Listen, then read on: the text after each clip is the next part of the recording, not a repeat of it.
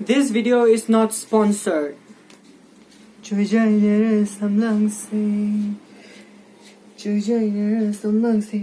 from little. You don't bring over. Tabam Chalandine. Tabama to Omdine, not on the Utubuke with the one tongue is on not on the ring.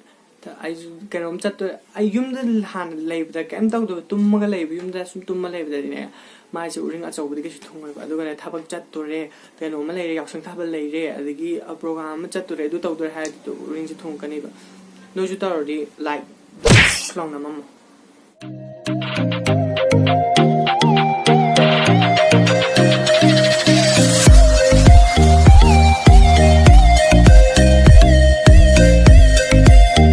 Hi folks, I channel sa damayan butaram no chiri. Yeah, okay. Yeah, okay. Ayun nga sige video sa mamang da comment so harap pa yaw gra skincare routine do pero khara na harap yaw adu nga si do skincare routine magtinati adu ga so ay na sinam product to do uchege taw bani nga si skincare routine oido ni do aina mathang manaw do mai na tawra ga di tawra si ta sum har ni ba adu ga sige se aina lejeru bane ba ko ngarang leru ba do nga si unboxing so taw boy na video skincare routine je nam mage taw ba adu ga Sigi video si skincare routine sigi matang da hauting ai ta sigi makeup magic withdraw okay makeup magic se si khuralam nong da moi address na sigi sidagi lecture pane ba ko ai gi product se plum gi set ne ba green tea gi plum gi green tea gi set ado sigi sida sigi makeup stores ya kama hai tu no Sigi makeup magic khurada le bese sida mayamna product beauty product adagi skincare product adagi accessories kai lening ma mayam lerga su ID maximum moina di aduda brand pumna ki brand loi maki pot loina phang bane ba aduda ado makeup ta gi horoga accessories ada sam chamna bu khona ba makeup aduda skincare routine perfume nung film loi ma adagi brand loi ma suna ba yaure ado hoy amani buti yam da adu ga su order taw biramo ba adu yaw da biaro su order taw biramo kan tel no bio moiga aduga sigi stores degi mayam adom na kano beauty care gi product lining ba yaw ga su lai bio aduga laiba matam degi pe rom gi channel degi lakpani na hai bio moida adu ga di fixed price na ta product kai do adu do kitang da worth discount tawrakani ba ko aduna chatpa matam da Sigi se makeup magic sida chat piro adum na pam product to adu laiba chatlo laiba chat piro duga giper rom gi channel de lak pane na hai bio duga fixed price kangu du budi kano tor ko pesa tar ko aduna taba kano kangu do haidi fixed price le to kangu do budi kitador su tar kaniba adu maina aina tani haina hair zu yaiba adu mai har ga chat piro do ngasi video se horase Oh, duga, wait, shout out to any AC makeup magic. Kurailam nonga laiba, now be parlor do dugi hek makada laibane. Adu makada laibane, adongi product sinaning ba brand ama hektagi product lining balaragati hujiki can do the sigi stores that chatlaga laibio. To I product say plum green tea gi kind of never say never lay say sigi say P badana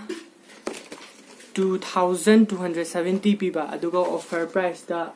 1,900 da aina lera pane boko ado si se unboxing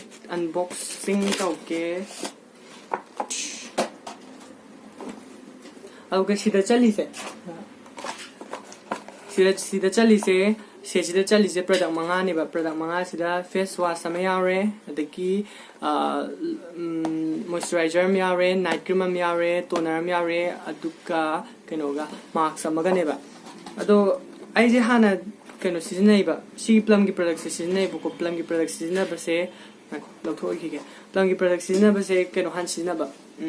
ai sunscreen amagan sunscreen ga night cream season ba ado ai masagi da sum ta ba ne ba mamang da wakhal nungai ro da bagi khol da bagi kano ta ba dark se ta ba mai se aduga hoi adagi kai no makeup to salaga phunda chatpisu yaw gre performance ung lai ba da ri mai shop pa gi dark nung ji met pa gi ta gi bane ko ta gi sida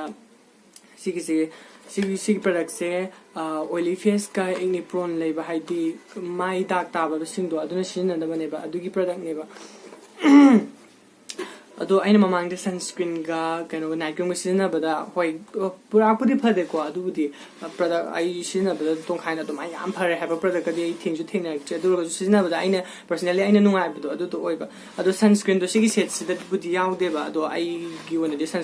ꯁꯟꯁꯀ꯭ꯔꯤꯟꯗꯨꯅꯗꯤ ꯍꯦꯟꯅ ꯅꯨꯡꯉꯥꯏꯖꯩꯕꯀꯣ ꯑꯗꯣ ꯄꯩꯁꯥꯁꯨ ꯂꯩꯇꯃꯤꯅ ꯂꯩꯕꯗꯣ ꯈꯔ ꯂꯩꯔ ꯂꯩꯒꯦ ꯈꯜꯂꯤꯅꯦ ꯑꯗꯣ ꯂꯣꯁꯟꯁꯦ ꯇꯩꯔꯒ ꯁꯨꯝ ꯀꯩꯅꯣ ꯇꯧꯕ ꯌꯥꯏꯕ ꯃꯊꯛꯇ ꯁꯟꯁꯀ꯭ꯔꯤꯟ ꯇꯩꯁꯟꯕ ꯌꯥꯏꯕ ꯅꯨꯡꯁꯥ ꯊꯣꯛꯑꯝꯗꯥꯏꯗ ꯑꯍꯥꯟꯕꯗ ꯄ꯭ꯂꯝꯒꯤ green tea pore cleansing face wash is a face wash 345 sise chuina yuonbane chuina face wash katang lege sai aduga mathangdana green tea gi plum gi face mask oh packaging okay sina 490 piba smile out clay form the neba mask clay gi mask neba aduga mathangda plum gi alcohol free toner sina toner kona khoge aduga sisina night cream oituga plum gi renewed clarity night gel siso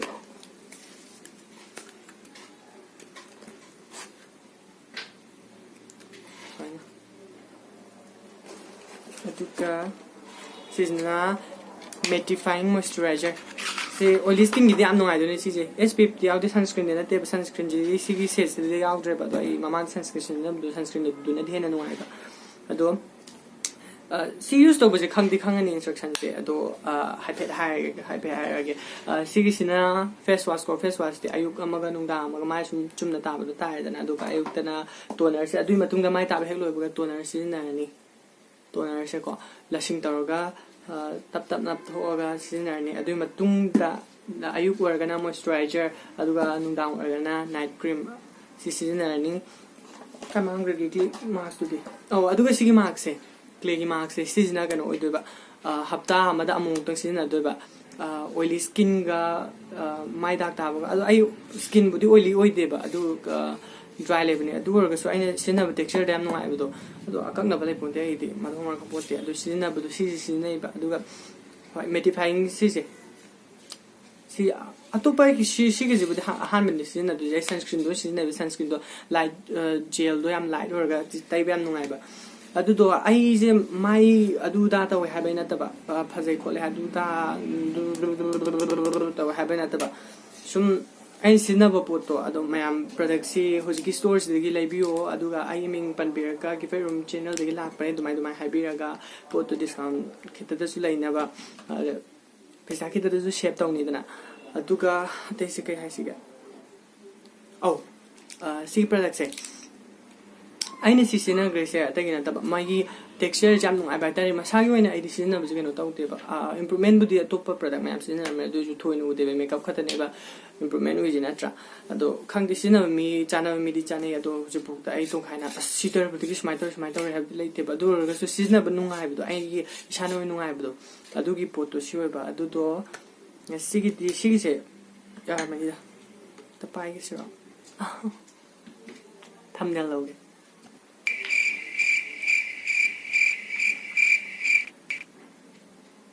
dark gumba taba adagi oily gumba oiba adugumba skin oragadi sigi product soida sinabio yamna sinabada nungai bane ba adu improvement gidi ai hajar hadi ai juga su kano tawna mai do nan bokot panata banina higher with the mean sum phagita da ba do ai hoi improvement di ai juga su higher boko ai sinab nungai ba do adu taw bodi khidam bodi oi ai hanagi mai do sida habitang hapam gi leiba phibam do adu yam thindi improve ore ba khitta do so ado sigi chai ai oina di ado ado tu hojiki pot da sigi bag se sigi pouch se free da hapak to ne ba sigi set manga jila pu da ado gadi chathok pok da sigi par sum chakya ne skin care do pura ga hadi kanano magi mayum da night out su mabutor su sipu di aishagi product ko sum secure da na hoine kinu mjenge hoine comment ta aina thagat pa video thabagi thagat to adugi video da kanu ha pa yawe ba kari kari kari kaiba oh aina oh pakhang sar ga haiba do adu do pakhang sar pakhang haise kano ni dana when pakhang ga haiba je kano when la weba sum pakhang ga ina sum phagi oi kai la bu do pakhang ga ha ga amna khoi ga tong khai ba moi u bu da di khoi ga hoi besides ko ju ge su re dana ko adu da ge some sinna pon atin na do pakhang sar ga na adu mai hai begin ba ai product to amani dim mamal hai me du mamal hai da ba yar me adu to ai mamal do makha da ai description da hapchar ma ge adu wa do sum chabeng hang do sum kaw ge bu ko adu na makha da ai hapchar ma ge product kai du maming thar ga kano du ga paisa ga du ga adu sinna ning adi sinna bio aplam gi da su shi ga da na te ba atoba product oriflame kai ka adu do sinna ningasu asumyam ne hujiki makeup magic hair store sida aduga sigi product sinna su sinna ningasu laibio si kanu gi bawani dana oily gumba acne prone gumba gi oi bawani dana adu natta bagi su dry gi su kai gi su asum aduda chatlaga haibe tanaraga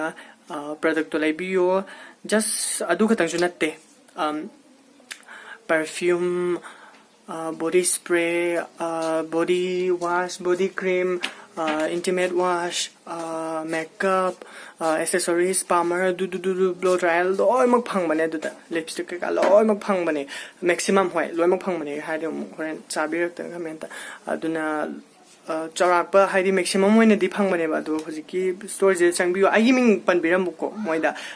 ai video si ga product to laiba chat poi be ta ga di moida pan biram mo gi per gi rongi channel de gi lak pan ne sigi product se lai jage fixed price ka du di fixed price le jaba po tu di ga su taro e ko adu na ta ba haidi kitang laidana product or su wai kama hane Shata ba ba po lai tana ko adugum do MRP gum tha da po to adugum da kitang haina bayani ba ngasi video se side solution jare ge me am being bi bagi da mak thagat fa phone dok cheri ai gi channel se subscribe to biramu amade ai gi videos se like comment and share to biramu thank you bye